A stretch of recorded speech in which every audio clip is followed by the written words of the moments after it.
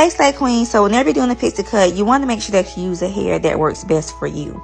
Janet Collection works best for me because it gets the hair as flat as possible. First, you want to start with your foundation. Whenever you're molding or bringing your client's hair down, you want to make sure that you get it as flat as possible to avoid your pixie cut looking like a helmet or a wig. And we don't want that, okay? Second, you want to start with your track placement. When laying your tracks, please lay the tracks as close as possible to avoid any dents or holes when you go to shave down your pixie cut in the back.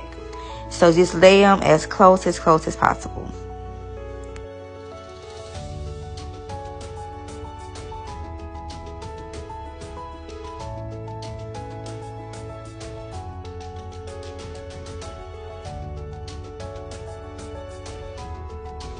And now the fun part, step 3, cutting. This is why it's important for step 2, because when you're laying those tracks close together, it just makes the cutting part so much easier.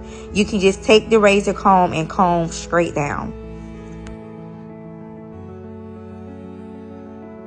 Step 4, all you have to do is take a wide tooth comb, spray a little holding spray, and comb your hair in place. And there you have it, the Slay way. For any upcoming videos, be sure to follow me at Ashley Nicole.